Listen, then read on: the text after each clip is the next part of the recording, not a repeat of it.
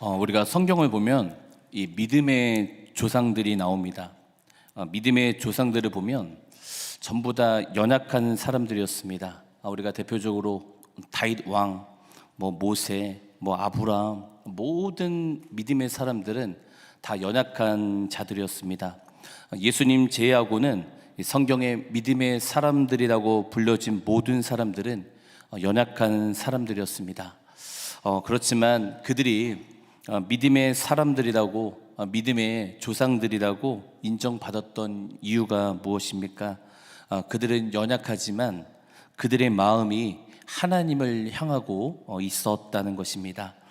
마음을 아시는 하나님께서는 연약하지만, 그들이 부족하지만 그들의 마음이 하나님을 향했기 때문에 하나님께서는 그들 가운데 의인이라고, 믿음의 사람이라고 인정해 주신 것 같습니다. 하지만 아무리 하나님께 좋은 예물을 드리고 안식일을 지키고 율법을 지키면서 사는 바리새인들에게는 예수님께서는 회칠한 무덤이다 라고 말씀하십니다. 무슨 뜻입니까? 겉으로는 하나님을 잘 섬기고 있지만 그 마음속에는 하나님을 멀리하고 있다는 것입니다. 그 마음속에 하나님을 향한 마음이 없었다는 것입니다. 아무리 거룩한 척, 하나님을 잘 섬기는 척 하지만 그들의 마음이 하나님을 향하여 있지 않기 때문에 예수님께서는 그들 가운데 책망을 하셨습니다. 여러분, 사람들은요, 마음을 알 수가 없습니다. 그 사람이 무슨 생각을 하는지 알 수가 없습니다. 겉으로는 웃고 있지만 속으로는 욕을 하는 사람이 있을 수도 있고요. 사람의 마음은 아무도 알 수가 없습니다. 그렇지만 하나님은 우리의 마음을 아십니다. 그리고 하나님께서 우리에게 요구하시는 것이 바로 여러분 마음입니다. 그리고 요한복음 4장 23절 24절 보면 아버지께 참되게 예배한 자들은 영과 진리로 예배할 때가 오나니 곧 이때라. 아버지께서는 자기에게 이렇게 예배하는 자를 찾으시니라. 하나님은 영이시니 예배하는 자가 영과 진리로 예배할지니라 말씀하시면서 마음을 다해서 하나님을 향하는 자들을 우리 주님께서는 찾고 계신다는 것입니다. 여러분, 하나님은 우리의 마음을 진정으로 원하십니다. 여러분, 이스라엘 백성들이 광야 생활 속에서 이스라엘 백성들은 아무것도 할 수가 없었습니다. 그때 그들이 의지할 수 있었던 것은 바로 하나님밖에 없었습니다. 먹을 것이 없었습니다. 더웠습니다. 추웠습니다. 어떤 것도 할 수 없었지만 그때 이스라엘 백성들이 할 수 있었던 건 하나님만 바라보았던 것입니다. 근데 하나님은 이스라엘 백성들에게 광야를 지나서 가나안 땅, 적각을 흐르는 가나안 땅에 들어가게 하십니다. 근데 그들은 잘 살게 됩니다. 부한 나라가 됩니다. 바로 그때 그 이스라엘 백성들이 그들의 마음이 하나님을 향하여 있지 않습니다. 이런 상황 속에서 하나님이 그 이스라엘 백성들을 회상하시고 추억하시고 생각하시는데 그것이 호세아 2장 14절 15절입니다. 그러므로 보라, 내가 그를 타일러 거친 들로 데리고 가서 말로 위로하고 거기서 비로소 그의 포도원을 그에게 주고 악을 골짜기로 소망의 문을 삼아 주리니 그가 거기서 응대하기를 어렸을 때와 애굽 땅에서 올라오던 날과 같이 하리라 했는데, 무슨 뜻입니까? 무슨 말입니까?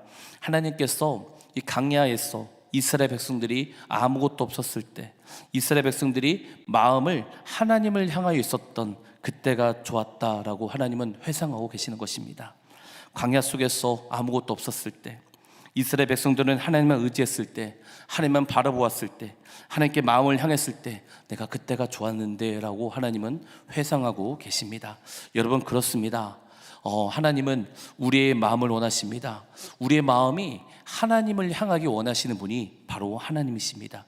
하나님께서 이스라엘 백성들에게 왜 그렇게 이방 여인을 만나지 말라고 하셨습니까? 너희 마음이 뺏길까 봐, 하나님을 향한 마음이 뺏길까 봐 이방 여인을 만나지 마라. 하나님은 이렇게 말씀하고 계십니다. 하지만 이스라엘 백성들은 가나안 땅에 들어옵니다. 그렇지만 하나님께 예배를 드리고 있습니다. 종교적인 생활을 합니다. 그런데 그들의 마음이 점점 멀어집니다. 그러니까 하나님께 예배를 드리고 있어요. 그리고 하나님께 종교적인 행위를 다 하고 있어요. 11조, 모든 헌금, 모든 걸 다 하고 있어요. 그런데 그들의 마음이 자꾸 하나님과 멀어지니까 하나님께서는 예레미야 12장 2절에 보시면 주께서 그들을 심으심으로 그들의 뿌리가 바뀌고 장성하여 열매를 맺었거늘 그들의 입은 주께 가까우나 그들의 마음은 머니다. 우리 하나님 말씀하고 계십니다. 이스라엘 백성들이 입은 주님을 찬양한다고 합니다. 입은 주님을 사랑한다고 합니다. 그러나 하나님 우리의 마음을 아시기 때문에 그들의 마음이 나에게 향하고 있지 않다. 우리 주님 말씀하고 계십니다. 하나님께서 원하시는 것은요, 우리가 정말 하나님께 마음을 향하기 원하십니다. 우리가 종교적인 열심이 아니라 어떤 테크닉으로 자꾸 종교적인 열심으로 교회만 잘 다니고 그런 것이 아니라 정말 하나님께서 우리에게 원하시는 것은 우리들의 마음, 정말 내 마음이 하나님을 사랑하는 그 마음을 진심으로 원하고 계십니다. 여러분, 근데 그거 아십니까? 하나님만 우리의 마음을 원하는 것이 아니라 여러분, 사탄도 우리의 마음을 원합니다. 사탄도 원하는 것도 우리의 마음이에요. 그러니까 사탄도 우리의 마음을 원하고요, 하나님도 우리의 마음을 원합니다. 하나님도 우리의 마음을 원하고요, 세상도 우리의 마음을 원합니다. 여러분, 그렇기 때문에 우리 마음이 어디로 향하고 있는 것이 여러분 너무도 중요합니다.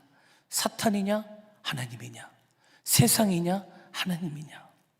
우리는 전부 다 하나님을 사랑합니까? 그러면 정말 하나님을 사랑한다고 다 고백합니다. 그러나 여러분, 진짜 하나님 사랑하십니까? 정말 마음과 뜻과 힘을 다하여 정말 세상보다 주님 사랑하십니까? 정말 여러분이 정말 TV나 유튜브나 뭐 그런 거 보는 것보다 하나님과 교제를 더 많이 하고 계십니까? 기도하는 너무 바쁜데 쇼츠 보는 건 너무 쉽고, 유튜브는 너무 좋고, 무슨 뭐 트로트 가수 하면 그걸 다 따라다니고 보고, 기도할 시간 없어지고, 그럼 나는 주님을 사랑한다 얘기하고, 이것이 우리의 모습이 아닌가 한번 고민해 봅니다. 그래서 잠언 4장 23절에 보면 모든 지키만한 것 중에 더욱 내 마음을 지켜라. 생명의 근원이 이에서 남이라 주님 말씀하고 계십니다. 하나님은 우리의 마음을 너무도 원하세요.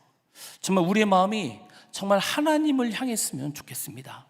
오늘 우리가 읽었던 본문을 보면 이스라엘 백성들이 하나님을 잘 섬기고 있습니다. 근데 그들은 종교적인 행위로 하나님을 잘 섬기고 있는데 그들의 마음이 하나님을 향하고 있지 않습니다. 바로 그때 선지자가 나타납니다. 그 선지자가 바로 우리가 읽었던 세례 요한입니다. 이 세례 요한은 구약 다음에 신구약사 400년 다음에 나온 400년 만에 나온 선지자입니다. 그런데 세례 요한이 나오자마자 했던 첫 번째 내용이 뭐냐면 마태복음 3장 1절 2절입니다. 제가 읽어보겠습니다. 그때 세례 요한이 이르러 유다 강에서 전파하여 말하되 회개하라 천국이 가까이 왔느니라 하였으니, 회개하라 천국이 가까이 왔다. 회개하라는 뜻이 무엇입니까? 회개는 메타노이야, 마음을 바꾸라, 생각을 바꾸라, 마음을 바꾸라 라고 세례 요한은 선포하고 있습니다. 400년 동안에 없었던 선지자, 이제 400년 만에 나와서 처음 선포한 말씀이 바로 마음을 바꾸라, 하나님께 마음을 향해라, 하나님께 마음을 드리라, 이런 뜻이었습니다. 세례 요한 때는 이스라엘 백성들이 우상을 섬기지 않았습니다. 다른 신을 섬기지 않았습니다. 종교적인 열심을 잘했습니다.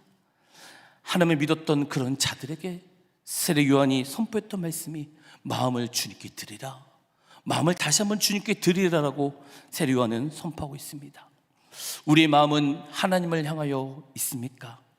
교회는 나오지만, 예배는 드리지만, 정말 마음이, 정말 하나님을 향한 마음이 정말 있습니까? 정말 주님을 사랑하십니까? 우리가 우리의 마음이 세상의 어려움 때문에, 아니면 세상의 즐거움 때문에 우리의 마음이 뺏겼더라면 우리는 정말 마음을 바꾸셔야 됩니다.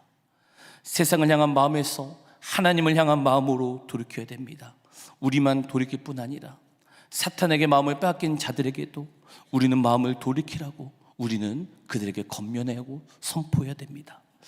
요즘 스마트폰에 빠진 자들이 너무도 많습니다. 교회에 나오는데 성경책은 가지고 이를지라도 스마트폰을 안 가지고 다시 집에 들었다 나옵니다. 스마트폰이 없으면 살 수 없는 시대가 되었습니다. 그런데 어느 순간부터 스마트폰을 보면서 주님과 점점 거리가 멀어지고 있습니다. 제가 한번 분석을 해봤는데 이것이 증명된 건 아니었습니다. 2012년도까지 그때 제가 2012년도에 전도사였는데, 그때는 항상 뭐 수련회를 하면요, 우리 친구들이 전부 다 방언이 다 터졌습니다. 기도만 하면 아이들이 막 방언하고 막 다 그랬습니다. 그런데 2012년이 딱 되고 나서부터 요즘에 성령 충만한 애들이 없는 것입니다. 그래서 이상하다, 곰곰이 생각을 해봤어요. 근데 2012년부터 여러분 모든 학생들이 스마트폰을 갖게 되었어요. 그러더니 스마트폰에 다 빠져버렸어요. 교회 나와도 전부 다 스마트폰, 설교 듣기 싫으면 다 스마트폰 다 빠져버렸어요. 전부 다 스마트폰만에 빠진 것만도 감사하지 않겠습니까? 어떤 친구들은 게임에. 그래서 우리나라에 여러분 청년들 20만 명이 집에 안 나오고 있답니다. 집에서 맨날 게임만 하고 있답니다. 그래서 엄마가 아침, 점심, 저녁 되면 밥을 넣어준다고 합니다. 20만 명이라고 합니다. 20만 명. 마약에 빠진 자들 엄청 많습니다. 음란에 빠진 자들 너무너무 많습니다. 사탄의 마음을 빼앗긴 자들이 여러분 정말 많습니다. 그렇게 사탄의 마음을 빼앗긴 자들이 이제 부모님들이 이야기합니다. 야, 오늘 주일이야, 교회 나와, 교회 가야지 않겠냐. 그런 친구들 교회 나옵니다. 그런데 일주일에 한 번 나와서 교회 와서 20분 설교 듣습니다. 변화되겠습니까? 절대로 변화되지 않습니다. 월요일부터 토요일까지 성경을 보지도 않고 읽지도 않고 묵상하지도 않고 기도하지도 않고 겨우 일주일에 한 번 교회 나와서 예배를 드리고 갑니다. 어떻게 믿음이 생길 수 있겠습니까? 청년들만이 아니에요. 어른들도 마찬가지예요. 우리 교회는 없을 거라 믿습니다. 월요일부터 토요일까지 하나님과 교제가 하나도 없습니다. 근데 주일날 나와서 예배 드립니다. 그런 자들 하는 게 뭔지 아십니까? 목사 비난합니다. 오늘 설교 어땠다. 본인의 마음의 심령이 더러운 걸 모르고 지적만 하십니다. 어떻게 믿음이 생길 수 있겠습니까?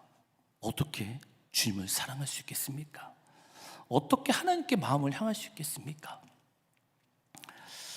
여러분, 우리는 복 있는 사람이 되기 원합니다. 그런데 시편 1편 1절 2절을 보시면 복 있는 사람은 악인들의 꾀를 따르지 아니하며 죄인들에게 서지 아니하며 오만한 자들의 자리에 앉지 아니하고 오직 여호와의 법을 즐거워하여 그 법을 주야로 묵상하노라, 이렇게 말씀하고 있습니다. 보십시오. 복 있는 사람은요, 말씀을 주야로 묵상하는 자예요. 주일만 와서 예배드리는 것이 아니라 하나님의 말씀을 사모하고 묵상하고 하나님께 월요일부터 토요일까지 매일매일 주님께 그 마음이 향하는 자들이 복 있는 자들이다, 우리 주님 말씀하고 계십니다. 여러분 자녀에게 뭘 가르쳤습니까? 정말 묵상하지 않아서 정말 울면서 기도해 본 적 있습니까? 아니면 취업이 안 돼서 대학교를 못 가서 그걸로 울면서 기도하셨습니까? 정말 고등학교 때까지는 친구들이 교회를 많이 나옵니다. 근데 대학교 들어가서부터 초토화돼요. 초토화. 여러분, 우리는 정말 하나님께 우리 마음을 드려야 됩니다. 정말 월요일부터 토요일까지 정말 매일 주님을 향하여 내 마음을 주님께 드려야 됩니다. 그리고 우리는 다른 사람들에게도 하나님께 마음을 드리라고 우리는 전해야 됩니다. 그렇지만 사탄에게 마음을 빼앗긴 자들에게 하나님께 마음을 드려야 된다고 말을 하면, 하나님의 말씀을 묵상하자고 한다면 여러분 그들은 듣지 못합니다. 왜 듣지 못합니까? 그 이유는 마태복음 3장 3절입니다. 그는 선지자 이사야를 통하여 말씀하신 자라. 일렀으되 강야에 외치는 자의 소리가 있어 이르되 너희는 주의 길을 준비하라. 그가 오실 길을 굳게 하였느니라 말씀하십니다. 여러분 보십시오. 세례요한이 어디서 복음을 증거합니까? 광야입니다. 광야는요, 광야에 외치는 소리는 사라집니다. 사막에서 외치는 소리는 들리지 않습니다. 광야에서 외치는 소리는 메아리가 없습니다. 산에서 외치는 소리는 메아리가 쳐서 들리지만 광야에서 외치는 소리는 전달되지 않습니다. 그렇기 때문에 마음이 사탄에게 빼앗긴 자들이 주님께 돌아오는 것은 여러분 너무도 어렵습니다. 정말 너무너무 어렵습니다. 하지만 그러면 이런 자들은 어떻게 해야 됩니까? 그렇지만 여러분, 가능한 것이 있다면, 정말 성령께서 역사하시면 여러분 놀라운 일이 생깁니다. 그래서 바울이 얘기한 건 뭐냐면, 야, 너 이들 말이 아니야, 능력이야. 정말 그 가운데 예수가 있는 자들이 많이 있어야 됩니다. 여러분, 제가 늘 말씀드리지만 여러분 마음에 진짜 예수님이 있으셔야 됩니다. 그냥 거짓된 믿음, 그냥 30년 40년 교회 다녀서 난 예수 있지, 이런 거짓된 믿음이 아니라 진짜 내 안에 예수 그리스도가 진짜 살아계셔야 됩니다. 그게 여러분 그리스도인이에요. 그리스도인은 주님과 동행하는 자예요. 직분이 아니라 주님과 동행하는 자가 바로 여러분 그리스도인입니다. 그 마음에 살아있는 자, 예수 그리스도가 살아있는 자가 바로 여러분 그리스도인입니다. 여러분, 그래서 강야에서 메아리가 울리지 않아도 성령께서 인도하시면 세상에서 마음을 빼앗긴 사람들은 자복하고 세례를 받게 될 것입니다. 마태복음 3장 5절 6절입니다. 제가 읽어보겠습니다. 이때 예루살렘과 온 유대와 요단강 사방에서 다 그에게 나와 자기들의 죄를 자복하고 요단강에서 그에게 세례를 받더니, 여러분 그렇습니다. 이 시대에 우리는 많은 자들을 건져야 됩니다. 그런데 건질 수 있는 건 여러분 정말 성령 충만밖에 없습니다.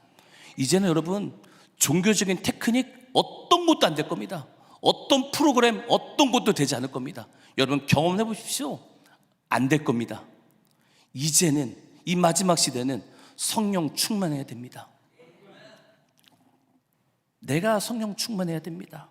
내 마음이 진짜 주님을 향해서 마음이 있어야 됩니다. 그리고 우리는 그런 사탄에게 마음을 뺏긴 자들에게 그제서야 선포할 때, 강에 외치는 소리일지라도 메아리가 없는 소리일지라도 성령이 역사하시면 사탄에게 마음이 뺏긴 자들이 주님께 돌아오게 될 것입니다. 여러분 정말 마음을 주님께 향하십시오. 여러분 저는 이 충양전을 되게 좋아합니다. 충양전, 이 충양이와 이몽룡이 사랑에 빠지지 않았습니까?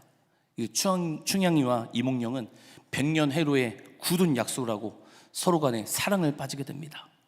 근데 얼마 후 이몽룡이 이 부친을 따라 한양으로 상경하게 됩니다. 그리고 이 충양은 이몽룡을 한양으로 보내고 날마다 자기를 부르는 반가운 소식이 오기를 고대하며 살아갔습니다. 근데 이때 이 남원에 변학도 부사가 부임하게 됩니다. 변사또죠. 그는 부임하자마자 어떤 정사는 돌보지 않고 등록된 기생들을 하나하나 확인하는 과정부터 합니다. 그리고 50명의 기생들을 다 살펴보아도 눈에 차지 못합니다. 근데 그때 소문이 들립니다. 남원에서 미모가 빼어나다는 소문난 충양리의 소문을 들리게 됩니다.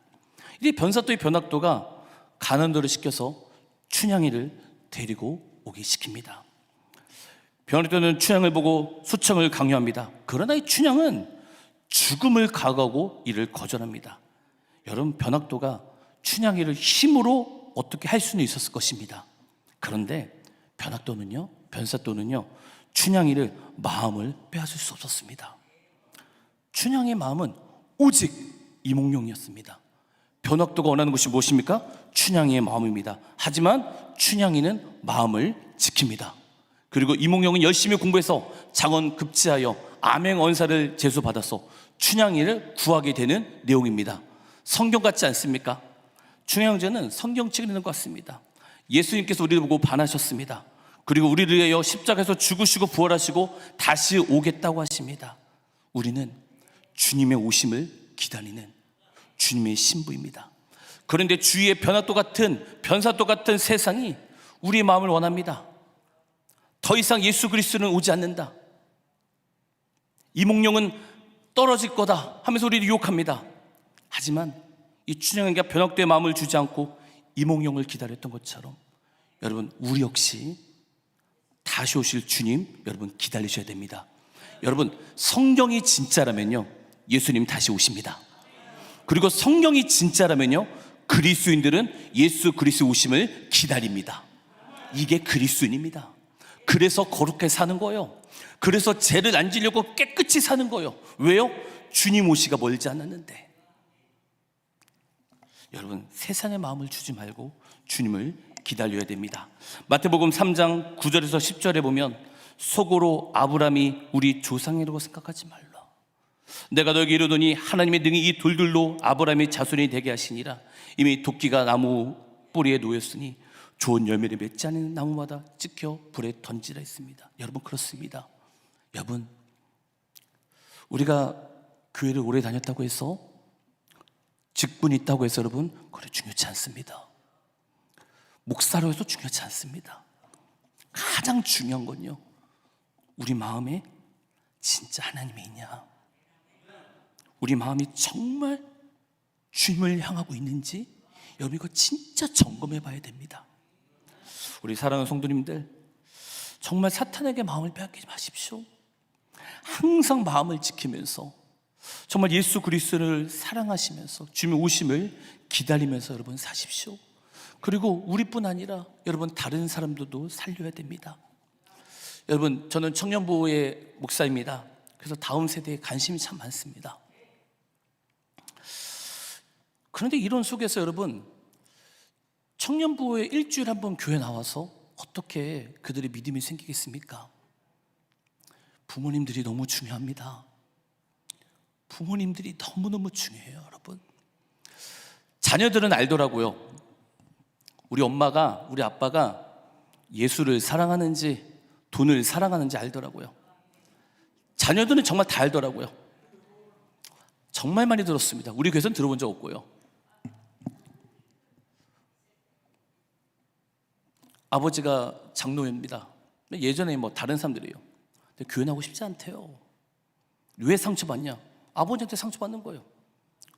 월요일 토요일까지는 막 하더니 주일 오더니 할렐루야 거룩하신 하나님 이거 보면서 뭐야 이게 가짜잖아. 여러분 정말 집에서 여러분 진짜 주님을 사랑하는 모습을 보여주셔야 돼요. 그래야 다음 세대 부흥돼요. 여러분 세례 요한의 부모님을 보면요 사가랴와 엘리사벳이었습니다. 그는 하나님을 잘 믿는 부부였습니다. 그런데 이들에게 부끄러움이 있었는데 그 부끄러움이 뭐였냐면 아기를 갖지 못하는 것이었습니다. 지금은 아기를 갖지 못해도 부끄러운 시대가 아닌데 그 시대는 아기가 없으면 부끄러운 시대였습니다. 그래서 성경에는 복의 개념이 여러 가지가 있는데 자녀를 복의 개념으로 얘기하고 있습니다. 자식이 없었던 것은 수치와 부끄러움이었습니다. 이런 상황 속에서 사가랴 엘리사벳은 하나님께 간절히 기도합니다. 하나님, 자녀를 낳게 해주십시오. 근데 하나님이 그들의 응답을 들으셨나 봅니다. 아이를 갖게 되었습니다. 그리고 사가랴 엘리사벳이 이렇게 늙었는데 하나님께서 아이를 낳게 한 이유가 있었다는 것을 알았을 것입니다. 그 이유가 무엇입니까? 하나님께서 이 아이를 통해서 하나님께서 주신 사명을 알았을 것입니다. 하나님께서 아이에게 주신 사명은 이스라엘 자손을 돌아오게 하고 엘리야의 심령으로 이스라엘 백성을 인도하는 사명을 받았다는 걸 알았습니다. 그러면 이 엘리야, 이 사가랴 엘리사가 무엇을 했겠습니까? 이 사명을 알았으면 무엇을 했겠습니까? 반드시 기도했을 것입니다. 여러분 그렇습니다.